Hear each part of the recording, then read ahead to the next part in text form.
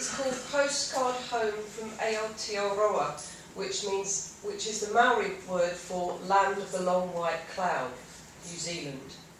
And this originated because Dave and I, my partner, we were talking together a lot on Skype in various pixelated forms at various odd points of the day. But there were certain things you can't really tell people on Skype about a land that you're in, which is new to you. And a lot of those things were to do with the kind of texture of the place, the sounds, and the whole sort of feel of it. So I tried to sum those up in a postcard, which Dave has not yet received, even though I've been back for 10 days. So this is the poem. I have told you how the people are full of warmth, and the long white cloud is beautiful. I have told you how sacred trees grow tall, and fern-filled hills are lush and plentiful. I have told you how the beaches are sand black, and the blueness makes everything possible.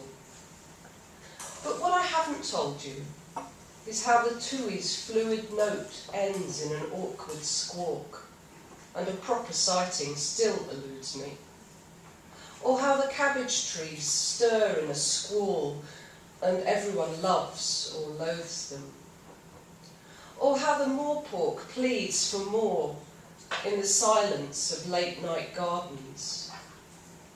Or how the stars aren't the ones we know, and pole and plough rest beyond the horizon.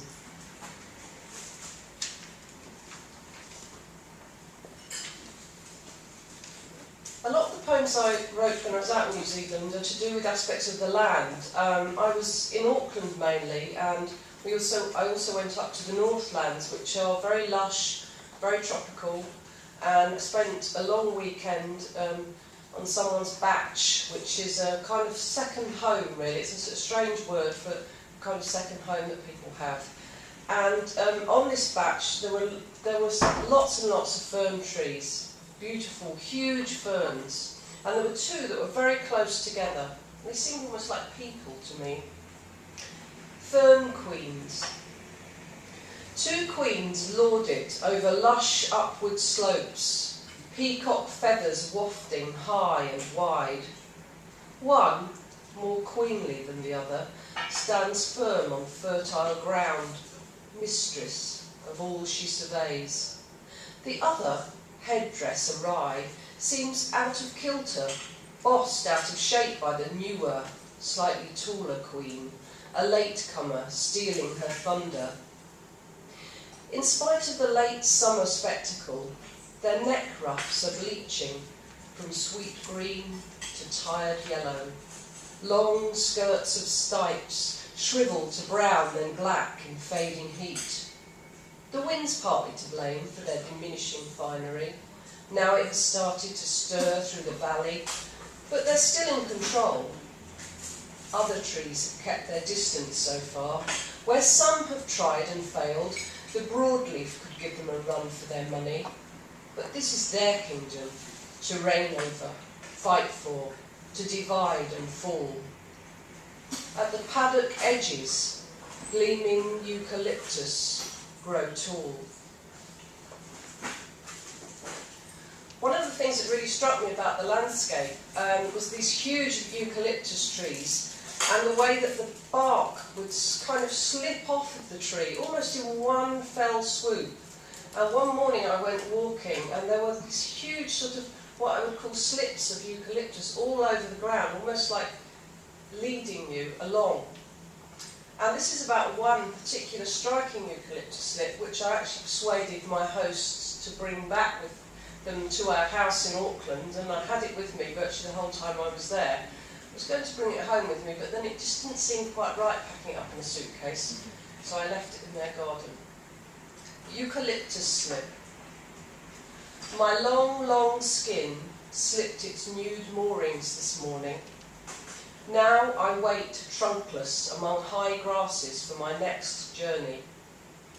In my skin I am mystery, a waka ready to return to source.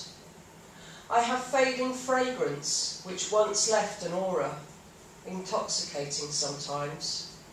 I am a tall bird waiting to dip its prehistoric beak into tops of the tallest kofawa trees to suck their liquor. I have wings to fly, fine antennae to feel my way in wind sun. I have legs to stride, limbs to spring fast across low paddock, a deer, a fast-moving hare perhaps, quivering, resilient, flexible. In all my guises, my purple outer scrolls tight, keeping warmth, keeping grain safe, keeping copper-red secrets curled up inside me.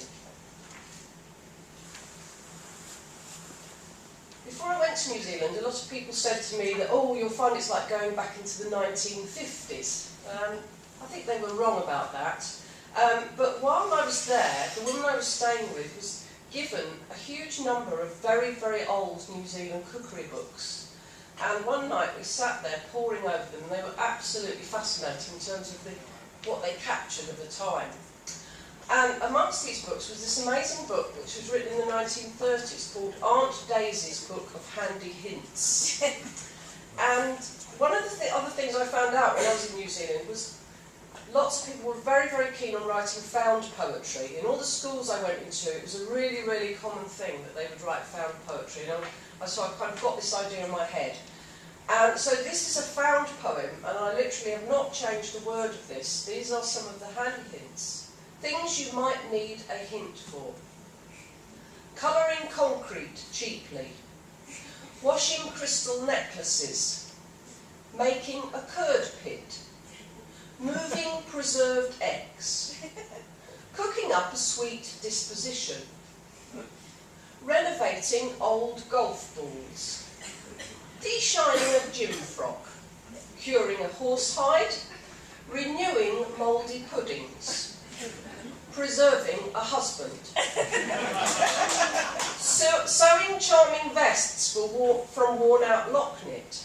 Working a rosebud here and there. Stiffening organdy. Softening a rubber slicker. Cutting the tops off 2 small sandals. Lengthening a tablecloth's life. Freshening umbrellas. Being wary of pussy willow. God knows why.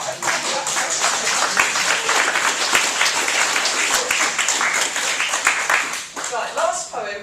This is about making contact with the land in what was a really wonderful experience. I spent a day on a bird sanctuary island, which was about an hour's ferry journey outside Auckland.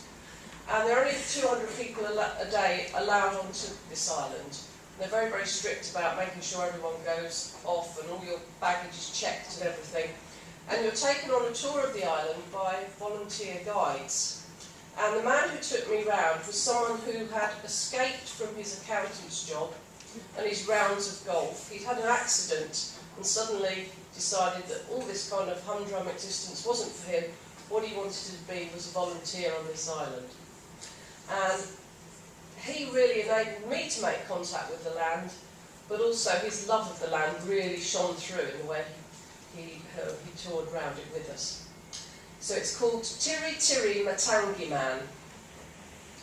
He knows the poetry of the island, listens for the heavy approach of the kokako birds, landing high in treetops, beginning their mournful melodies.